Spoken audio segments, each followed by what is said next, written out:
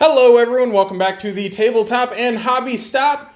Big news for the channel. I actually have moved into a house. I am creating a studio space. So everything is a little bit up in the air right now. I know that it's been like that for a couple months with the bicep injury and all that. But we're just going to head right in, and I'm actually going to do a new video today. I haven't done one of these types on the channel. I am going to give you my top 5 games, and I'm going to try to do it in 10 minutes or less.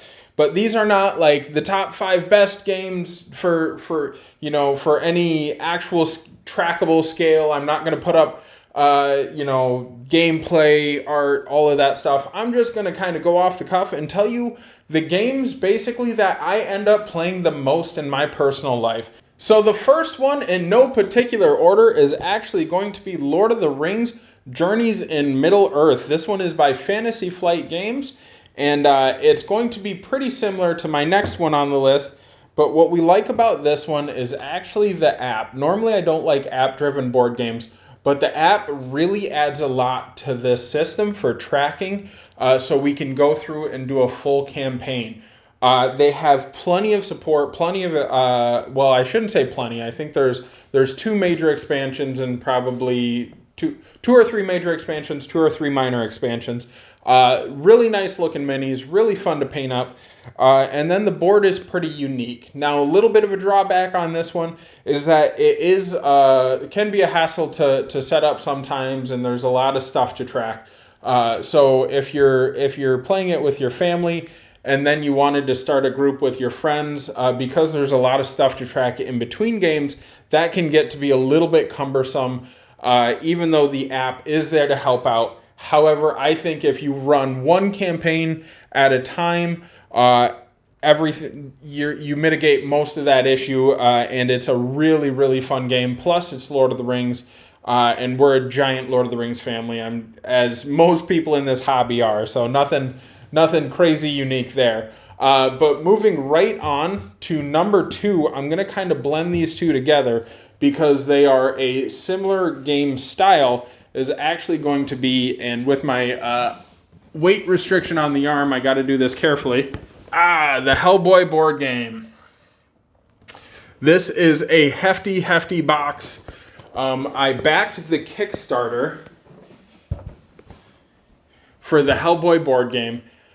Comes with a massive amount of minis. My wife and I took a weekend and contrast painted pretty much the whole box. Just went through crazy. I did a fancier paint job on the main characters. We were super proud, super excited. We got everything finally done. And then all the expansions came in, and it was like double the minis. So we had a new, fresh pile of gray plastic there that I still shamefully have not completed. But I love the game because it is a really, really good entry into, with both of these games, it's kind of a good entry into miniature tabletop skirmish gaming. What you do in the Hellboy board game is you set up your table almost like this guy, Betrayal at House on Hill. You're going to set up a table, and you're actually going to discover a mystery as you go through. You flip case cards over, you go through the house, you fight monsters, you investigate clue markers and all of that. But it's just a really fun, easy way to get people into miniature wargaming. When my brother, my eldest brother, who he's 2 years older than me, but he doesn't play games pretty much at all. I had him come over. I had him try this game. It was a little bit of a headache to set up because I messed a couple things up. But once we got going, he was actually visibly enjoying himself. He seemed to really be getting into the game. And then afterwards, he even brought it up that, hey, if you're coming back over into my town, you should bring this one and we can play it again, which is a really, really good sign from someone who doesn't do board games at all. You guys will have to excuse the phone. This is my mic for today. So he doesn't do board games at all, but he really enjoyed the Hellboy board game. He doesn't do tabletop games, nothing. Really enjoyed the Hellboy board game. So that one, I will continue to pick up expansions as they come out, and hopefully one day I'll get them all painted. My number 3 is actually going to be a party game that is way different than what we're looking at with the Hellboy board game, and that is going to be Mysterium. So Mysterium, you take on the role of psychics. One person takes on the role of the ghost giving visions, and everyone else takes on the role of psychics. You can think of it kind of like an upgraded version of Clue.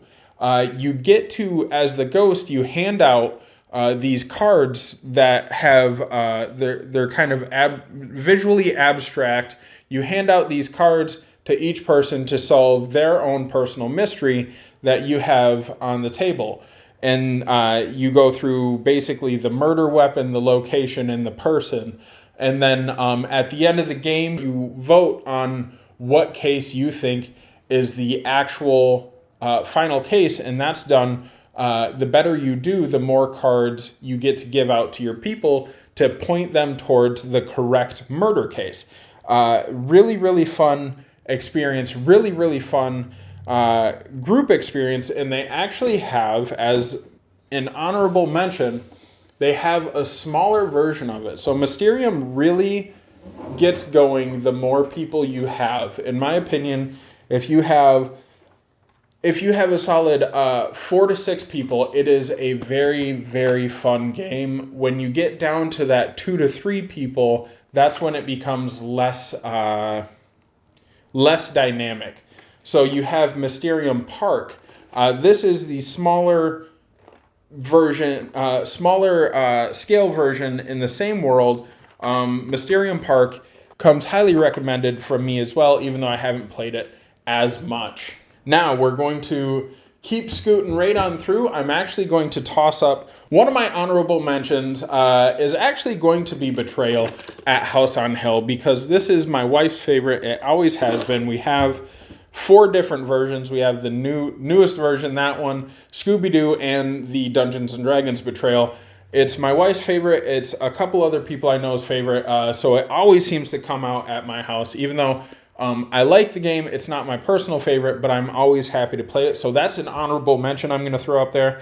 Now, speaking of party games, I'm going to put a couple up here as kind of my tie for party games. So Mysterium is my go-to, but when someone's really not feeling Mysterium, I generally pull out Resistance if it's a more experienced gaming group. This is a bluffing game.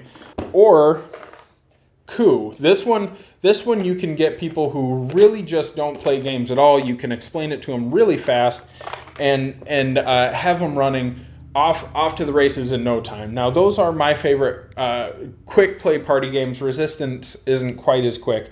But failing that, you always have Love Letter. This one is probably the most played game in my house. So whenever my wife's family comes over, whenever my son has friends over, so we'll pull out Love Letter, and that one is probably the easiest game to get people going on. It's maybe 2 minutes a round. So after a round, someone generally gets the idea. After 2 rounds, they're understanding. 3 rounds, they got it. And 4 rounds, they're all having fun. And then a game plays in 10 to 15 minutes, and they're normally ready to play 2, 3, sometimes 4, 5, 6 games of Love Letter. So that one is definitely another one that I have to give an honorable mention to. But as far as party games go, Resistance, Coup, Mysterium. So to mix it up, we'll go from party game to a one-on-one mission here. So I have Swords and Strongholds. This is actually a really small game. I don't even know if it's still in print, but me and my son play this one quite often. It is a intuitive, almost chess-like experience, but without having all of the burden of chess. My son's getting older, so we're actually moving into playing chess. But when he was younger, when he was 6, 5 or 6, this is the game that I kind of started him out on for strategy games. So there's a really simple board in there. There's only 4 pieces per side, and then cards, and 3 cards that tell you what to do. So it's a random draw card game. It plays in about 10 to 15 minutes, depending on how good you are. And that's one that I always love pulling out. For as simple as that one is, I have to give the honorable mention of Pachacuna. This one was a Kickstarter game. This one is another one of those one-on-one experiences, but this one has a lot more setup to it. It has a lot more depth of learning. Even though the mechanics are very simple, the concept when your child is younger may be a little bit harder to grasp. If you grab two adults, they should get it pretty quickly. However, if you're going an adult and a kid, it might take a game or two. And with the setup, that can be a little bit of a learning curve to get there.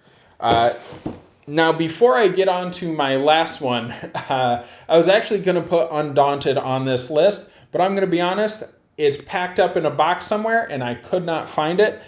And I wanted to get this filmed for you guys. So I want to put, maybe here on the screen, I'll put a picture of Undaunted. I think that especially the North Africa campaign is a really, really solid game for those would-be war gamers that maybe don't feel like pulling out all the dice and all the minis and all that. So that's definitely one that my wife and I enjoy going through those campaigns, and that's one that I can always get her to play. So we both really like learning about World War II history. We like learning about basically everything in that era, the entire campaign. So that's one that I always recommend people pick up, is Undaunted. In fact, it won Shut Up and Sit Down award, and I believe it's got a couple of other accolades, and they're still going strong. They're even coming out with a new one here in June, Battle of Britain, that I'll be picking up. So on to my last, and if you guys have been paying any attention to the channel, I know that I'm still a small channel, but I feel like most of my growth came from this game, and it is still one of my more solid favorites, and that is, of course, going to be Fighters of the Pacific. Fighters of Europe as well. However, Fighters of the Pacific is the fully released game, so we're going to bring this one up here. This one is a 1v1 World War II dogfighting game. This one specifically is set in the Pacific Theater, but for those of you who don't know, they just finished up a Kickstarter for one in the European theater. I have some videos that I did for that. If you want to click, I'll put some links up to the playlist of the Fighters of the Pacific and the Fighters of Europe videos that I did. So I hope I did all right. That's probably a little past my 10 minutes, but those are my top 5 and maybe a little bit more like top 8 or 9 board games that get played in my house that I would consider some of my favorites. I didn't include things like Twilight Imperium because I just don't get to play it that much. Even though I do love that game, I would consider it probably my favorite board game. I didn't consider things like Core Space because I feel like that is more of a tabletop skirmish game that happens to come in a board game format. So those two are definitely still on my list. However, I didn't include them for those reasons. And if you guys have any that you think I'm missing out on, if you guys have any that you would like the community to know about, go ahead and put it down below. And I want to give a special thank you. I have 100 subscribers now. That's huge for me. I'm really excited. I just hit it a few days ago. So thank you guys, everyone who subscribed. And thank you for everyone who comments, because that I do notice that when you guys comment, when you guys like, that does push my videos forward and I get more traction. So thank you all so much. There's a lot of great stuff coming up. I just had to do the flooring this is going to be my office. I just had to do the flooring, so I wasn't able to film last week. And then the week before that, I was moving. So you guys should see more consistent videos.